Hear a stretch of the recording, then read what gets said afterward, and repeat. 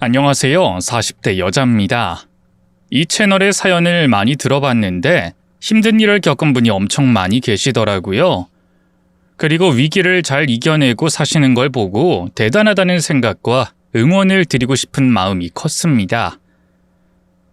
저도 인생에 위기가 온 적이 있었는데 어떻게 이겨냈는지 써보도록 하겠습니다. 재밌게 들어주시길 바랍니다.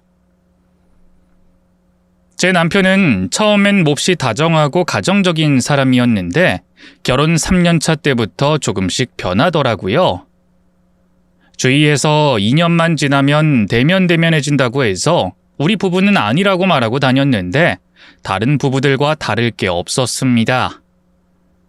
그이는 작은 제조업체를 운영하는 사업가였고 저는 중견기업 인사팀에서 일했습니다. 처음엔 남편이 회사를 그만두고 살림만 하라고 했는데 제 일이 좋아서 말을 듣지 않았답니다.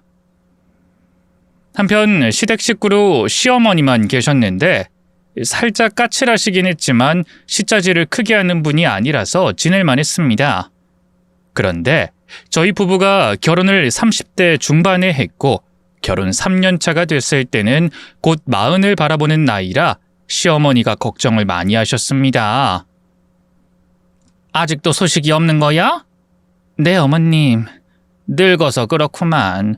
좀 어린 여자랑 결혼하라고 그렇게 일렀건만 내가 손주 보는 건 어려운 거냐?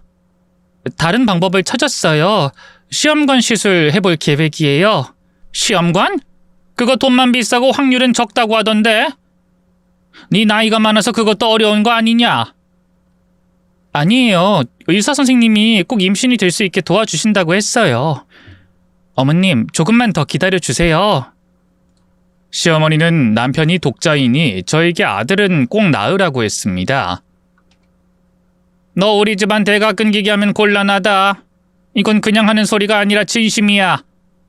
내 남편이 죽기 전에 유언한 것 중 하나가 반드시 손자를 낳아서 대를 이으라는 것이었어. 우리 집안 가문이 어떤 집안인지 알지? 제갈공명의 후손이라 씨가 엄청 귀하다고. 세상에 귀하지 않은 가문이 어딨냐고 대답하고 싶었지만 고지식한 시어머니를 대화로 이기고 싶은 마음은 눈꼽만큼도 없었습니다. 그래서 고개를 숙이고 알겠다고 대답하고 말았죠. 남편은 이세에 대한 관심이 없는데 시어머니가 하도 보채니 억지로 병원에 같이 갔어요. 그이는 귀찮아하는 표정으로 항상 이렇게 말했습니다. 여보, 기대하지 마. 기대하면 괜히 당신만 힘들다. 왜 기대를 안 해? 우리가 여기 왜 오는지 몰라? 아이를 가지기 위해서야. 난 어머님이 보채는 것 때문에 오는 것도 있지만 나도 아이를 꼭 낳고 싶다고. 아유, 안 되는 걸 억지로 한다고 되겠냐. 당신 몸이 따라주지 않는다는 거 알잖아. 그럼 막말하지 마. 알았다, 알았어. 성공해서 꼭 아이 갖자. 됐지? 남편은 병원에 가서 검사받고 시술하는 게 질려버렸는지 산부인과에 가는 걸 엄청 싫어했습니다. 여러 번 시험관 시술을 했지만 계속해서 실패했어요. 결혼 5년 차가 될 때까지 아이를 가지지 못해서 많이 우울했답니다. 시어머니는 제 얼굴만 보면 한숨을 엄청 크게 쉬면서 흰소리를 하셨습니다. 남들 다 낳는 애 하나 못 낳니? 요즘은 40대도 애만 잘 낳는다는데 넌 아직 30대인데 임신 하나 못하는 거야? 아들, 내가 어린 여자랑 결혼하라고 말하지 않았냐? 이세 생각해서 젊은 여자랑 혼인하라고 얼마나 많은 조언을 했냐? 엄마, 나도 그땐 몰랐지. 당연히 아내가 애를 2명쯤 낳아줄 거라 생각했지. 내 주변만 봐도 30대 후반에 애 낳고 잘 사는 사람들 많으니까. 그러니까 엄마 말 듣지 그랬냐? 이게 뭐냐? 2년 넘게 시험관 시술해서 번번이 실패나 하고. 에휴, 우리 제갈씨 가문에 아들 하나는 꼭 있어야 하는데 정말 걱정이 크다. 시어머니와 남편은 대놓고 제 나이를 들먹거리고 젊은 여자와 결혼했어야 했다며 연신 한탄했습니다. 저라고 임신하기 싫어서 안 한 것도 아닌데 계속해서 무안을 주더군요. 시간이 좀 흐른 뒤에는 시모가 아예 이세를 포기했는지 아무 말도 안 하더라고요. 남편도 시험관 시술은 이제 질려버려서 하기 싫다고 했고요. 저는 여러 생각을 하다가 입양에 대해서 조심스럽게 말해봤습니다. 시모와 남편에게 입양해서 키우는 게 어떠냐고 물었죠. 어머님, 여보, 우리 아이를 입양하는 건 어때요? 요즘 불임인 부부들 많은데 입양으로 시선을 돌려서 아이를 키우기도 해요. 우리도 아이를 입양해서 기르면 어떨까요? 시모는 입양이란 단어를 듣자마자 저에게 쌍욕을 하셨습니다. 이게 미쳤나? 우리 집안 씨도 아닌 애를 데려다 키우겠다고? 너 그게 말이냐 막걸리냐? 네 몸뚱아리가 애를 못 낳으니까 남의 애를 데려다 키우자고? 이거 아주 정신 나간 기집애네. 한 번만 더 입양 소리하면 네 주둥이 확 으깨버릴 줄 알아. 엄마 말이 맞아. 피도 안 섞인 애를 어떻게 키워? 난 못해. 당신이 스트레스 받는 거 아는데 그렇다고 남의 애를 키우는 건 싫다. 두 사람은 엄청 싫어하며 입양을 반대했습니다. 시모는 하던 시험관 시술이나 다시 해보라고 말씀하셨어요. 40 전에 임신하지 못하면 저희 부부 얼굴을 안 보겠다는 말씀도 하셨습니다. 6개월 동안 억지로 남편을 끌고 계획한 시술을 받아봤지만 역시나 임신 실패였습니다. 시어머니의 악담을 들을 거라 생각하고 시댁에 갔는데 어쩐 일인지 임신에 대해 말씀하지 않으셨어요. 그리고 남편이 매우 어두운 표정으로 앉아 있었습니다. 저에게 무슨 말을 하려고 하는 것 같았는데 계속 뜸들이고 있더군요. 이윽고 남편이 입을 열었습니다.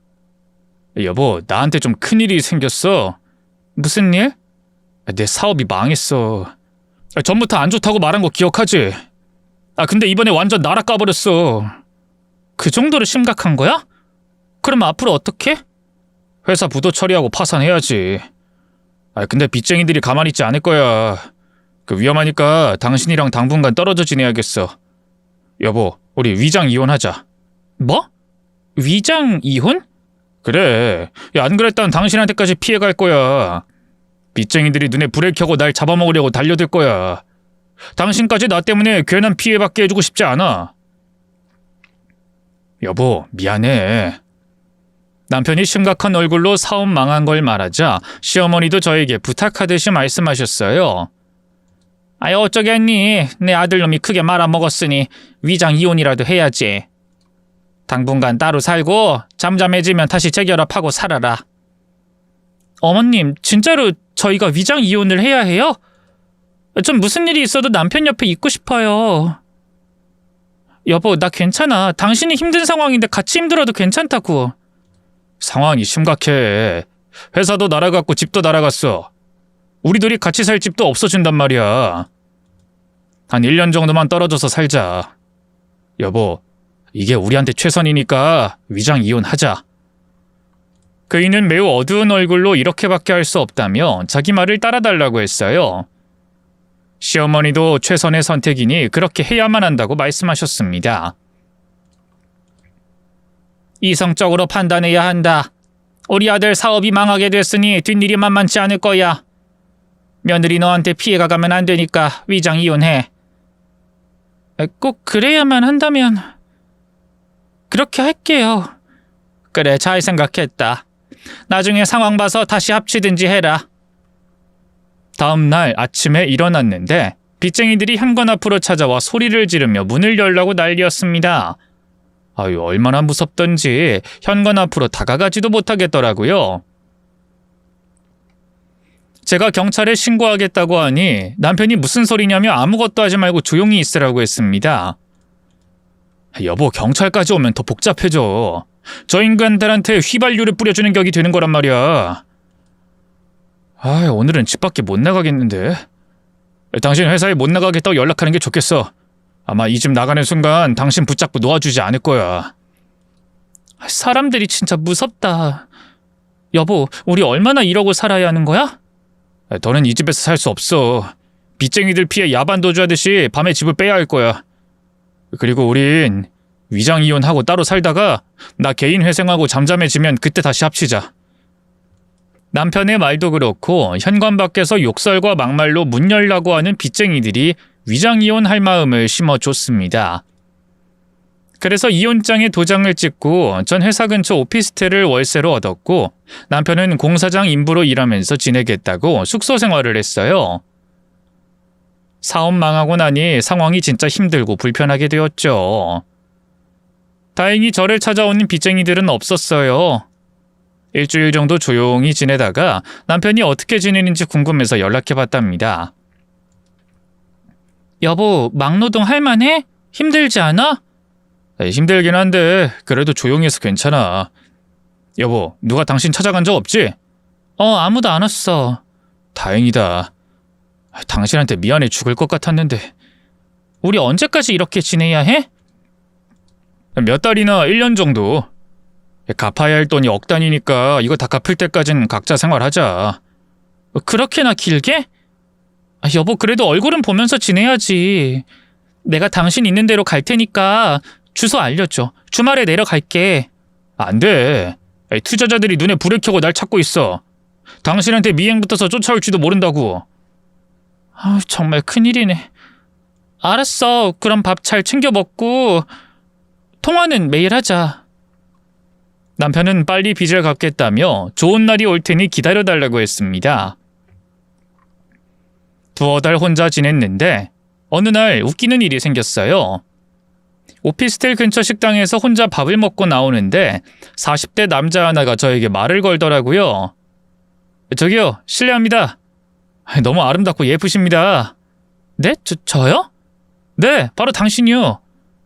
전 바로 요 앞에 중소기업 운영하는 사장입니다. 그쪽은 저기 오피스텔에서 사시는 분이죠? 오해나 마세요. 지나가다가 그리로 들어가는 걸 봤거든요. 너무 아름다우신 분이라 눈에 잘 띄어서 그런 겁니다. 남자는 저에게 반했다며 연락처를 알려달라고 하더군요. 혹시 싱글이라면 연락처 좀 알려주시겠어요? 아니요, 저 유부녀입니다. 사정이 있어서 잠시 오피스텔에서 지내는 거예요. 죄송합니다. 전 싱글인 줄 알았어요. 제가 큰 결례를 했네요. 죄송합니다. 유부녀라고 말했더니 바로 사과를 하더군요. 저는 피식 웃고 돌아섰습니다. 그 남자랑 부딪히기 싫어서 자주 가던 식당도 안 가고 다른 거리에 있는 식당으로 가서 밥을 먹었어요. 그런데 스토커 마냥 제가 가는 곳마다 남자가 나타났습니다. 이런 우연이. 오늘은 돈가스를 드시러 오셨네요? 저도 돈가스가 땡겨서 왔는데. 이보세요. 저 유부녀라고 했잖아요. 괜히 말 걸지 마세요. 너무 야박하시네. 그래도 친구는 할 수 있는 거 아닙니까? 저 통성명이나 합시다. 저는 김호상이라고 합니다. 됐거든요? 그만하시고 식사하든 나가든 해주세요. 불편하게 말 걸지 말라고요. 난 밥 먹을 때 누가 저 쳐다보는 거 엄청 싫어합니다. 엄청 까칠하시네요. 알았습니다. 귀찮게 안 할게요. 그 이후에도 그 남자와 우연히 만나는 일이 많았습니다. 길에서 마주치는 건 예산일이고 식당이나 편의점에서 종종 마주쳤어요.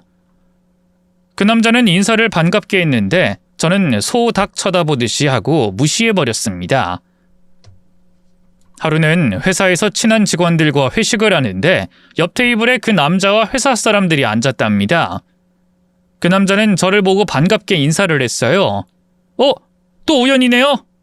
전 직원들이랑 회식 왔는데 그쪽도 회식 오셨나봐요? 아직 성함을 몰라서 계속 그쪽이라고 호칭하는데 이름 좀 알려주세요. 제 동료들이 누구냐고 묻길래 잘 모르는 사람이라고 얼버무리며 무시하라고 했습니다. 그중 장난기가 많은 동료가 제 이름을 그 남자에게 알려줬습니다. 이름이 고은 씨였어요? 이름까지도 참 곱네요. 그만 좀 하시죠? 그냥 인사나 하면서 지내자는데 너무 야박하시네요. 제가 고은 씨 잡아먹기라도 합니까? 그래요. 앞으로 봐도 인사 안 할 테니까 그만 좀 인상 쓰세요. 저도 자존심 상해서 아는 체 안 하렵니다.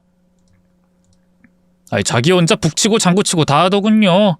어이가 없어서 회식 자리에서 빨리 일어났습니다. 혼자 지내는 시간이 길어지자 걱정돼서 남편에게 연락을 했더니 거의 받지 않았어요. 문자로 일하는 중이라고 하거나 숙소에서 쉬는 중이라고만 답장이 왔죠. 시어머니도 제 연락을 안 받으셔서 걱정되는 마음에 홀로 시댁에 찾아갔습니다. 너 여기 웬일이니? 어머님 얼굴 뵌 지 몇 달 됐잖아요. 궁금해서 찾아왔어요. 연락도 안 하고 오면 어떡하냐? 연락이 안 되니까 찾아왔죠. 어머님, 전화는 왜 이리 안 받으세요? 무슨 일 있으신 거예요? 그게 빚쟁이들 때문이지. 내 아들이 저지른 짓이 있으니 나더러 대신 갚으라고 협박하더라. 네? 어머님한테까지 와서 그 난리를 쳤어요? 진짜 무서운 사람들이네요. 그러니까 전화도 잘 안 받고 외출도 거의 안 한다. 요즘은 무서워서 숨어 지내듯이 산다고. 시어머니는 그런 사정이 있어서 연락을 일부러 받지 않는다고 했어요. 한 달 뒤 남편 생일이 다가왔어요. 타지에서 고생하는 그이에게 찾아가 미역국이라도 끓여주려고 전화를 했습니다. 여보, 생일 축하해. 오늘이 내 생일이었나? 몰랐네. 정신이 딴 데가 있어서 그런가 봐. 으이그, 그래도 자기 생일은 알고 있어야지. 여보, 나 오늘 월차 내고 당신한테 갈까? 미역국이라도 끓여줄게. 아니야, 여기 숙소에서 혼자 지내는 것도 아니고 일도 바빠. 그래도 밥은 먹을 거 아니야. 지금은 그럴 상황 아니잖아. 여보, 그 마음만 받을게. 그냥 회사 나가고 조용히 지내. 당신이 참 안쓰럽다. 남편은 잠시 침묵하더니 크게 한숨을 쉬고 말했어요. 여보, 우리 그냥 각자 사는 게 좋겠어. 이혼한 상태니까 당신은 당신 인생 찾아. 뭐? 그냥 남남으로 살자고? 갑자기 왜 그래? 갑자기가 아니야. 나 지금 상태를 봐. 가장 노릇은커녕 쫄딱 망해서 빌빌거리잖아. 당신 좋은 사람 만나서 새 인생 살아. 여보, 당신한테 섭섭한 적 많긴 했어도 한 번도 남편이 아니라고 생각한 적 없어. 위장이혼 상태인 지금도 여전히 당신을 사랑한다고. 무슨 일이 있어도 난 당신 곁을 떠나지 않을 거야. 아이고, 우리 마누라 큰일이네.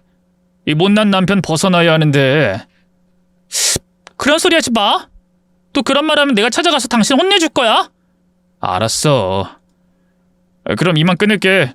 작업 반장이 눈치 준다. 끊어.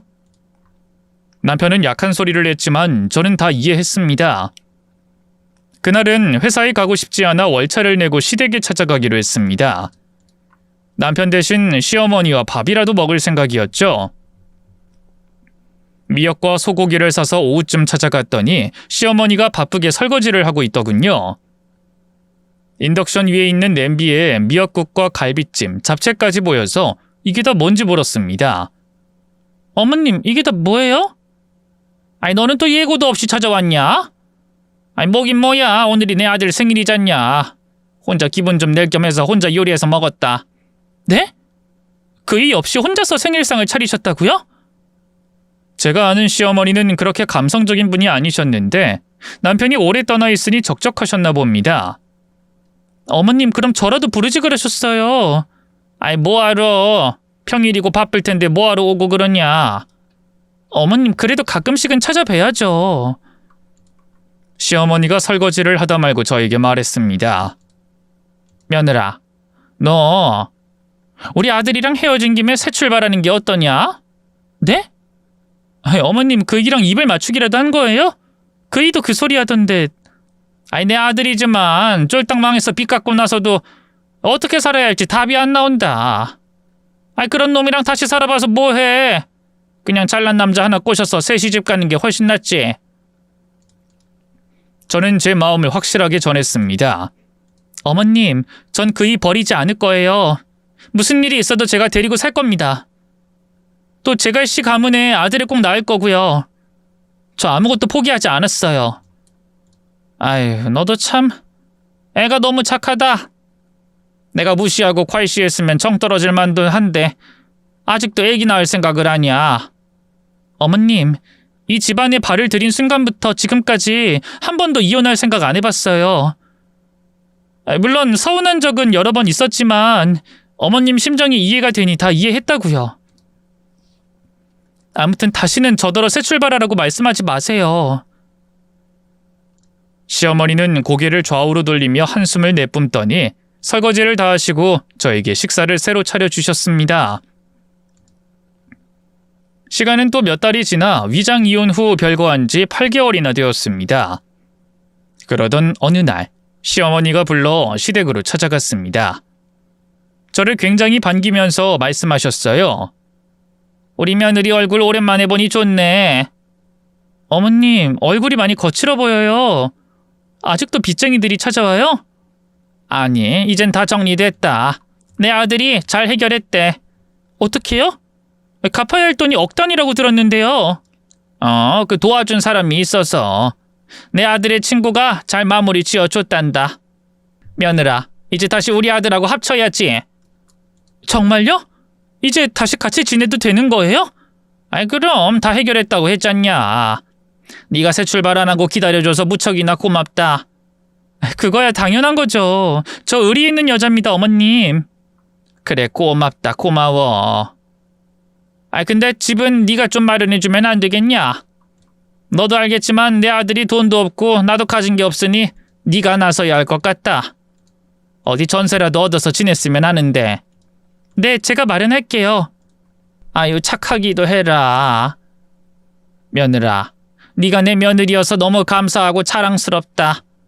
우리 앞으로 더 친하게 잘 지내보자. 네, 그래요. 저도 어머님께 훨씬 더 살갑게 굴고 잘할게요. 그리고 반드시 아이도 낳겠습니다. 남편 일이 잘 해결됐다고 하니 마음이 놓였어요. 그리고 전세 정도는 제가 마련할 수 있어서 그렇게 하겠다고 대답했습니다. 나중에 남편이 일하는 곳에서 올라오면 자세히 대화도 하고 집을 마련하고 합칠 생각이었어요. 일주일 뒤 남편이 올라왔다는 연락을 받게 되었고 살림을 합치기로 마음먹었어요. 그런데 오피스텔 앞에서 스토킹을 하는 건지 호상 씨가 절 기다리고 있더군요. 이보세요. 자꾸 왜 이러세요? 지금 날 기다리고 있던 거예요? 저 만나려고? 고은 씨 나오셨군요. 다름이 아니라 제가 보여드릴 게 있어서요. 저 유부녀라고 했고 아는 척도 하지 말라고 했잖아요. 그리고 우리 남편이 빚을 해결해서 다시 재결합할 거예요. 재결합이요? 벌써 혼인신고서에 도장 찍은 건 아니죠? 고은 씨, 이거 보시고 결정하세요. 안 보시면 후회하실 겁니다. 자꾸 귀찮게 굴어서 뭘 보여주려고 하는 건지 말이나 들어보려고 했습니다. 이윽고 핸드폰을 꺼내 호상 씨가 보여준 건 다름 아닌 남편과 시모의 사진이었습니다. 여기 보이는 아파트가 제가 사는 곳이에요. 그리고 고은 씨의 남편은 지난번 고은 씨 핸드폰 배경사진 보고 눈에 익혀놨습니다. 고은 씨 핸드폰에서 본 남자가 저희 아파트에서 지내길래 사진 찍어뒀죠. 제 핸드폰 배경사진 보고 남편 얼굴을 익혔다고요? 호상 씨도 대단하네요. 이 남자 제 남편 맞아요. 그리고 옆에 있는 분은 시어머니 맞고요. 그렇죠? 역시 내 눈썰미는 보통이 아니라니까. 근데 왜 따로 사세요? 별거 하는 중이세요? 잠깐. 근데 이 아파트에 산다고요? 제 남편 지방에서 숙소 생활하는데? 아니에요. 제가 거의 매일 봤어요. 아파트 단지에서 왔다 갔다 하는 걸 봤다고요. 고은 씨, 어떻게 된 일인지 좀 알려주세요. 별거 중이시면 저랑 만나도 되는 거 아닌가요? 저는 사진을 보고 적지 않은 실망을 받았습니다. 남편이 개고생하면서 지낸다더니 아파트에서 편하게 지내는 걸 보니 뭔가 속은 기분이었습니다. 호상 씨가 어떤 사연 때문에 별거 중이냐고 캐물어서 저도 모르게 위장이혼 이야기를 꺼냈어요. 제 남편이 사업 망해서 위장이혼했어요. 빚쟁이들이 저한테까지 붙을까 봐요. 이상하네요. 망한 사람이 이 비싼 아파트에서 지낸다고요? 뭔가 모순적인데?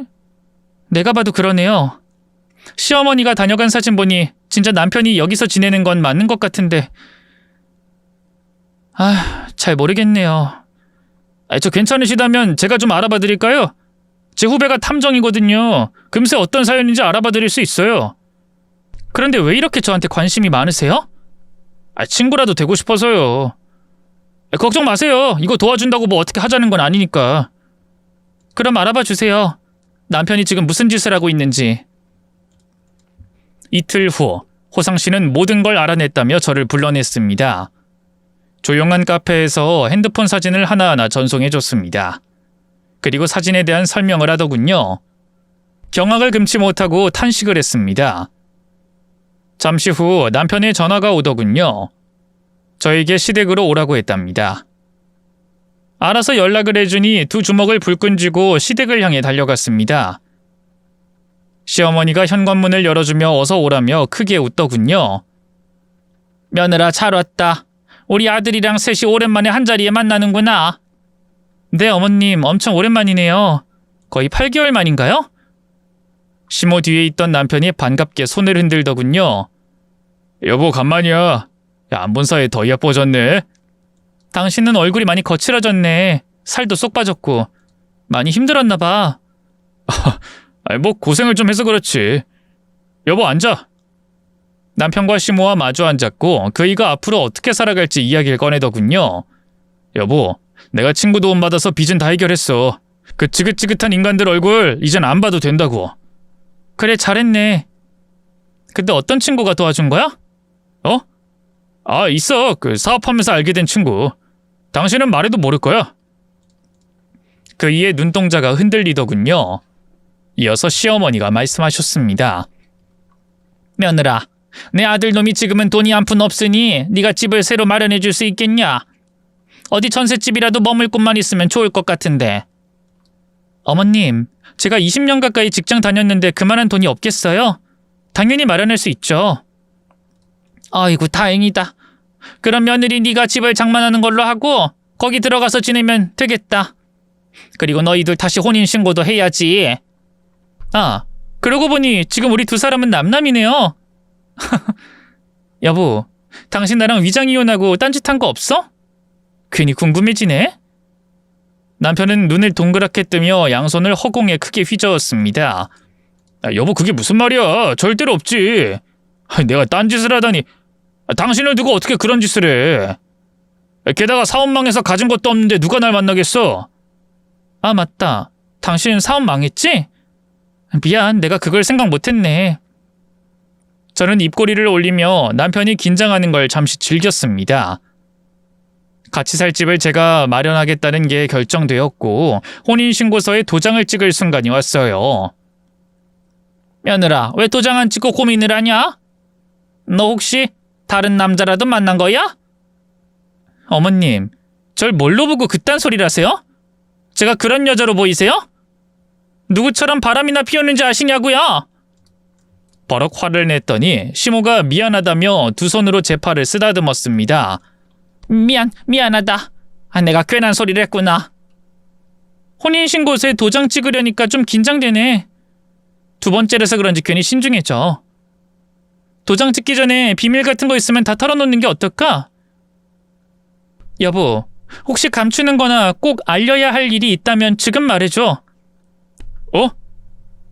그게 할 말은 있긴 해. 뭔데? 해봐. 그게 말이야. 엄마가 이야기하는 게 좋겠어. 나보다 조리 있게 말씀 잘하시잖아. 그러자 시모가 고개를 크게 끄덕이며 말문을 열었습니다. 며느라, 너 전에 임신하려고 인공수정이다 시험관으로 고생 많았잖니? 전 이제부터 할 말을 다 하기로 하고 콕콕 집어가며 말했습니다. 네, 어머님이 엄청 보채시고 괄시해서 제 자존감이 많이 무너졌었죠. 이제와 말하는 건데 어머님 너무하셨어요. 제가 하기 싫어서 안 하는 것도 아닌데 그렇게 못 즐기고셨어요? 지난번엔 다 괜찮다고 이해한다고 하더니 쌓인 게 많았구나. 그래, 사과하마. 며느라 미안하다. 내가 철딱선이 없는 노인네라서 그랬나 보다. 사과해 주시니 마음이 풀리네요. 그럼 재결합하고 시험관 시술 받게 되면 조용히 기다려주세요. 아셨죠? 시어머니는 제가 임신에 다시 도전하겠다는 말에 몸을 잠시 부르르 떨었습니다. 또 시험관에 도전하려고? 안 되는 걸 억지로 계속 해야겠니? 어머님도 참, 갑자기 왜 그러세요? 이 망했다고 아기 낳는 걸 포기하라고 말씀하시려고요? 제갈씨 가문에 손자가 반드시 있어야 한다고 귀에 목이 박히도록 소리를 지르셨잖아요. 전 어떻게든 제갈씨 가문의 아들을 낳을 겁니다. 그러니 성원해주세요, 어머님. 얘야, 근데 꼭 직접 낳아야만 자식이겠냐? 너 지난번에 입양에 대해 말했었지? 마음으로 낳은 아들을 키워도 좋다고 했었는데 기억하냐? 당연히 기억하죠. 그런데 어머님이랑 남편이 펄쩍 뛰면서 저한테 쌍욕하셨잖아요. 그깟 애 하나 못 낳아서 입양하느냐며 저더러 쓸모없는 불량품이라고 하신 거 잊으셨어요? 근데 이제 와서 입양하라고요? 그땐 내가 생각을 잘못했다. 이번에 온 식구가 뿔뿔이 흩어지고 나서 많은 걸 느꼈다. 우와, 어머님 정말 많이 성장하셨네요. 정신나이를 이제야 제대로 먹은 모양이네요. 뭐야? 지금 난 놀리는 거냐? 죄송해요. 그래서 지금 화내는 거예요? 제가 혼인신고서에 도장을 찍길 바라는 시어머니는 표정을 다시 밝게 바꾸고 말씀하셨어요. 화가 나다니. 생각해보니 네 말이 다 맞다. 내 정신나이가 이제야 제대로 먹은 모양이야. 아무튼 입양 이야기 좀 더 해보자고. 너 아이를 입양하는 것에 대해 어떻게 생각하니? 지금도 여전히 입양을 원하는 거지? 제가 임신을 못하니 입양이라도 해서 꼭 아이 갖고 싶어요. 전에 말씀드린 그대로입니다. 역시 우리 며느리는 생각이 항상 반듯하고 변함이 없구나. 아주 훌륭한 생각이야. 그래서 내가 입양을 좀 알아봤다. 어머님이요? 저랑 말도 하기 전에 미리 알아봤단 말씀이세요? 제 질문이 끝나자 방 안에서 아기 울음소리가 들렸습니다. 어머, 이게 무슨 소리야? 어머님, 여보, 방 안에 누가 있어요? 잠시 기다리거라. 애 데리고 나올게. 시몬은 성급히 안방문을 열고 요람에 누워있는 아기를 들어 올려 안고 빙그레 웃으며 걸어 나오셨습니다. 남편은 제 눈치를 보며 시선을 피했고 저는 엷은 미소를 지었습니다. 어머님, 누구 얘기예요? 그게 얼마 전에 미혼모를 알게 됐다. 그 사정이 엄청 딱한 사람이었지. 혼자 애 키우는 게 힘들겠다고 해서 너희 부부가 키웠으면 좋겠다 싶어서 입양 절차 밟으려고. 임시로 맡아주기로 했으니 너희가 절차 밟고 이 아이의 부모가 되주면 좋겠구나. 우와, 진짜 귀엽네요, 어머님. 제가 안아봐도 될까요? 그럴래? 역시 우리 며느린 마음이 천사 같아서 아이를 보자마자 사랑스러운 눈으로 보는구나.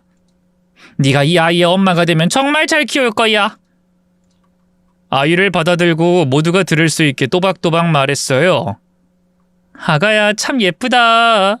네가 여기까지 오게 된 사연을 이 아줌마가 알아. 우쭈쭈쭈. 아줌마 남편이랑 시어머니가 아줌마 속이고 위장 이혼을 했어. 아줌마 남편이 바람이 나서 다른 여자를 임신시켰거든. 아줌마가 임신을 못해서 시어머니가 날 엄청나게 싫어했으니 여기 있는 두 사람은 아주 신이 났겠지.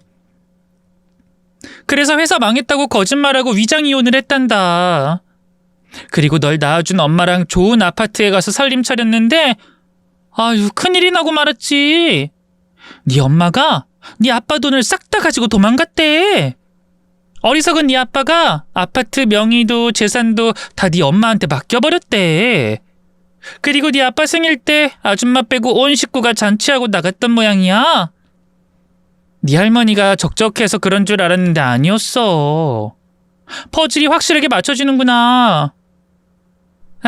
그걸 이제야 알게 되니 이 아줌마의 부하가 치미는구나. 아가야, 네 엄마가 도망가고 나서 거짓골된 네 아빠가 아무렇지 않게 아줌마한테 빨대 꽂고 널 키워주길 바라는 모양이야. 근데 아줌만 그런 짓 못하겠구나. 우쭈쭈쭈. 넌 아빠랑 할머니랑 둘이 살아야겠다. 호상씨가 탐정을 통해 알아봐준 걸 제가 아기를 보며 읊어댔더니 시모와 남편 얼굴이 사색이 되더군요. 두 사람은 한참 동안 입을 열지 못했습니다. 어머님, 다시 아기 받아주시죠. 데려가세요. 그래. 어머님, 손잡아서 좋으시겠어요. 제갈 가문의 피를 이을 수 있으니 행복하시겠어요. 그렇지 뭐. 그런데 어떻게 안 거냐? 누가 일러주든? 그게 중요한가요?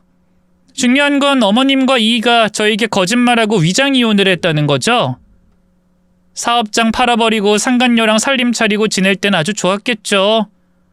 저한텐 위자료 한 푼 안 주고 서서히 멀어지게 할 생각이었죠. 그런 잔머리 굴려서 돈을 굳히니 살림살이가 좀 나아지셨어요? 비아냥대며 말했더니 시모의 얼굴은 뜨겁게 달아올랐습니다.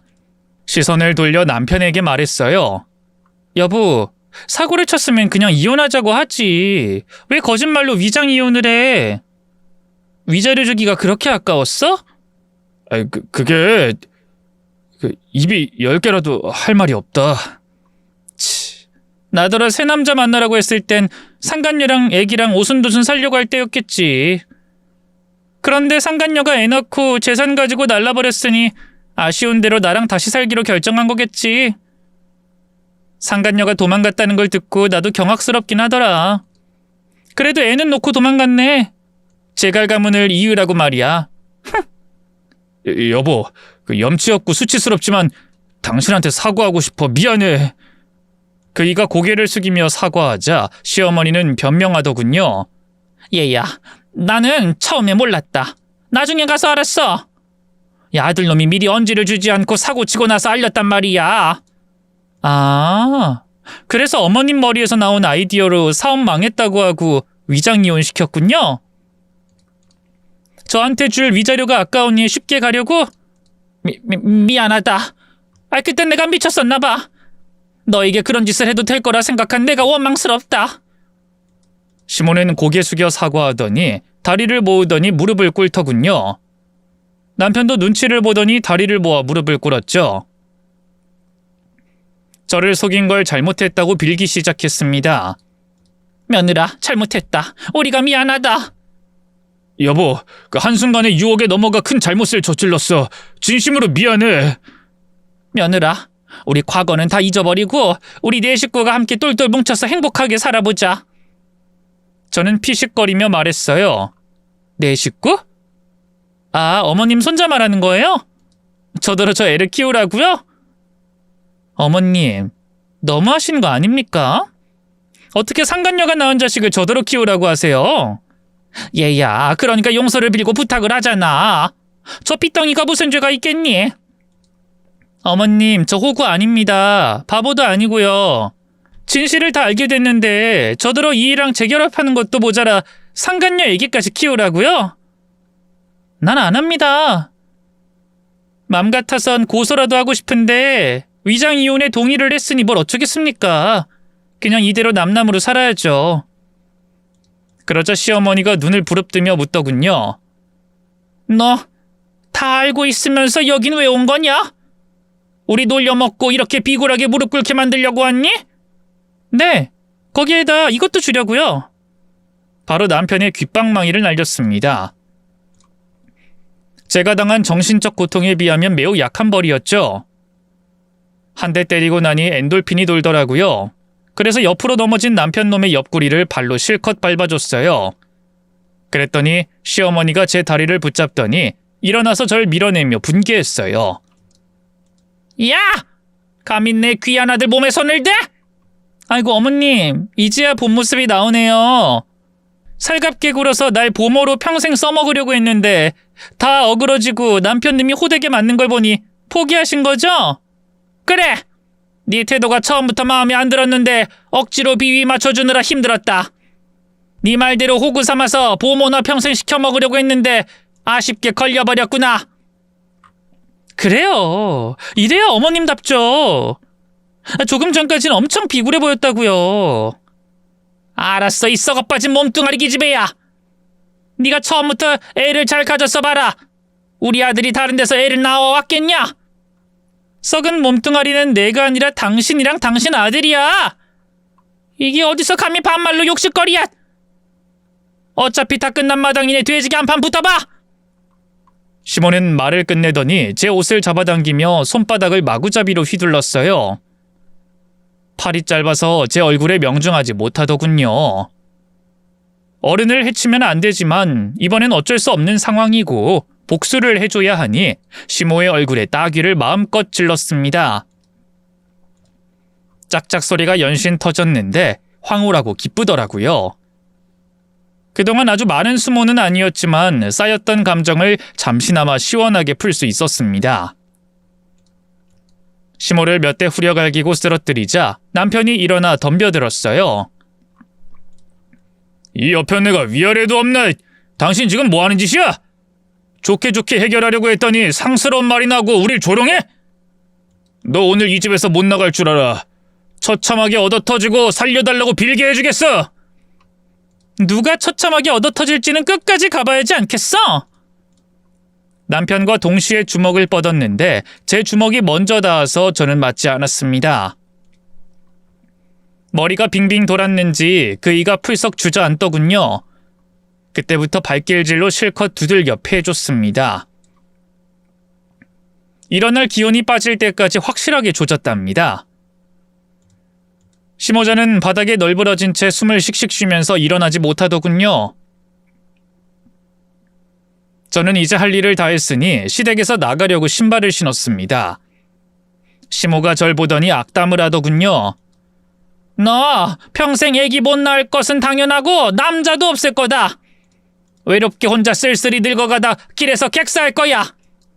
이에 피식 웃으며 대답했습니다. 저 이미 애인 생겼는데요.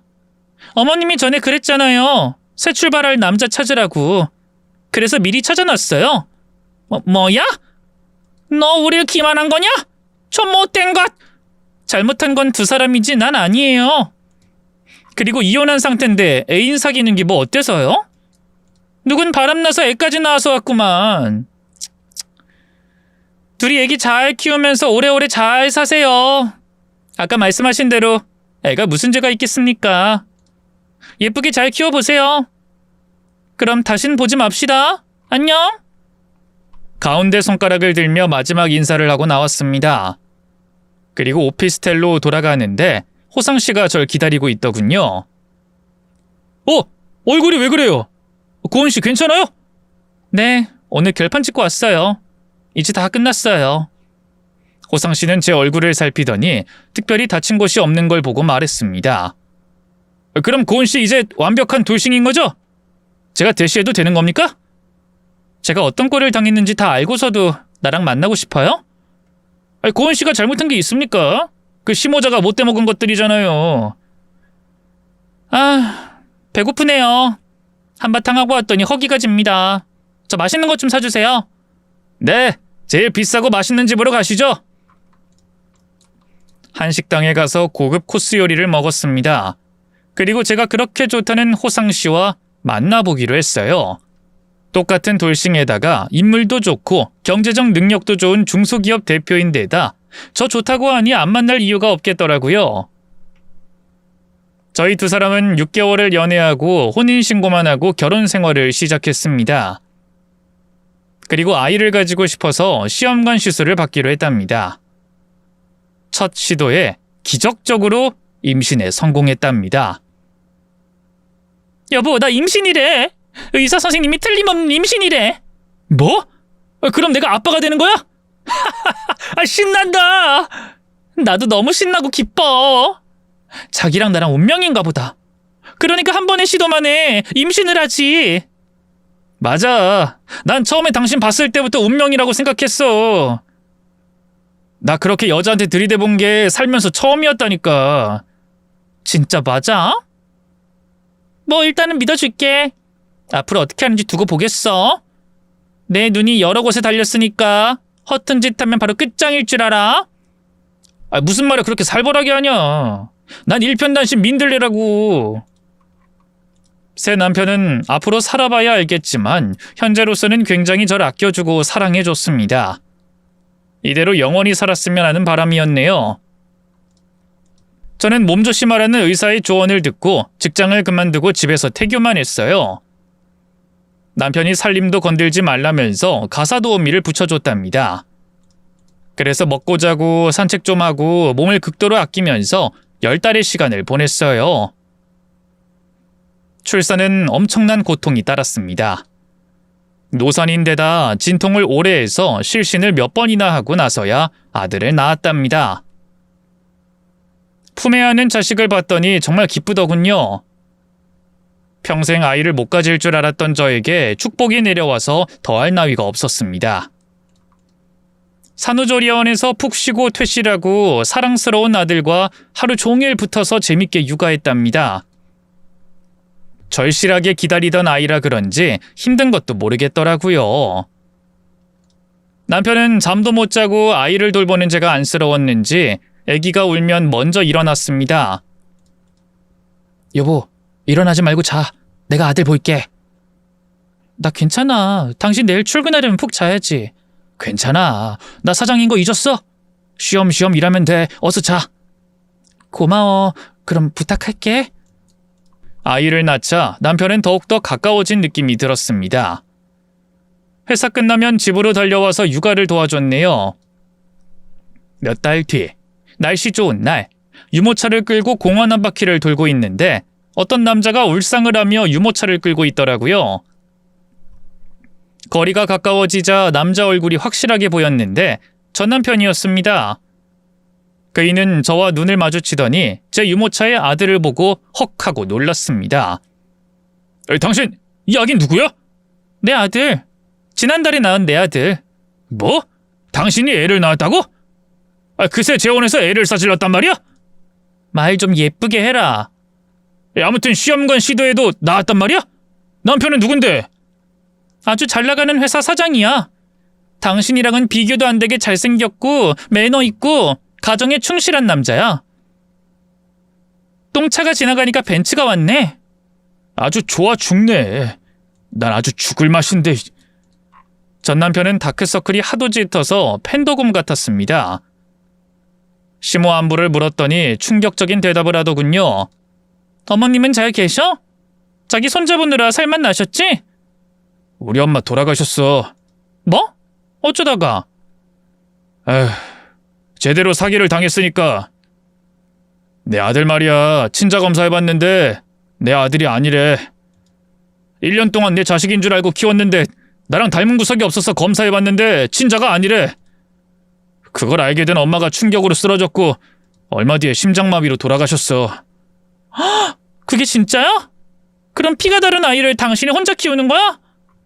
그 여자 해외로 날랐어. 찾을 방법이 없으니까 내가 키워야지 별 수 있겠어. 친자가 아니라고 해서 보육원에 보내려고 했더니 절대로 안 된대. 요즘 애를 함부로 보육원에 못 보내니까 내가 이러고 있는 거야. 헐, 진짜 충격적이다. 그러니까 상간녀가 당신 재산 다 털어갔는데 다른 놈 자식을 낳고 버렸다는 거잖아? 그 여자 보통이 아니네. 제대로 걸렸구나. 나 지금 사는 게 사는 것 같지 않아.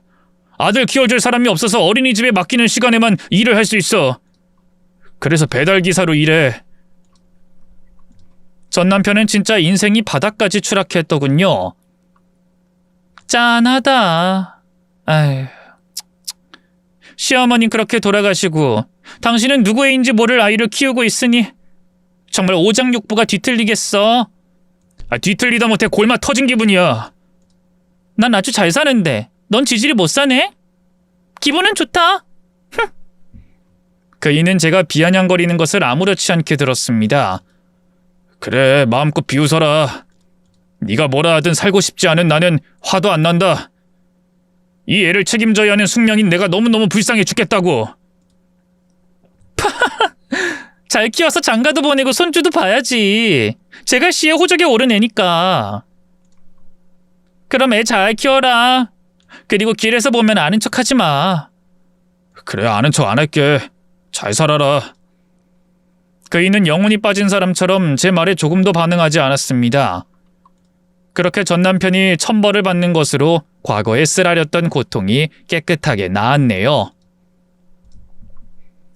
저는 늦게 얻은 아들과 다정한 남편과 하루하루 기쁘게 살아가고 있어요.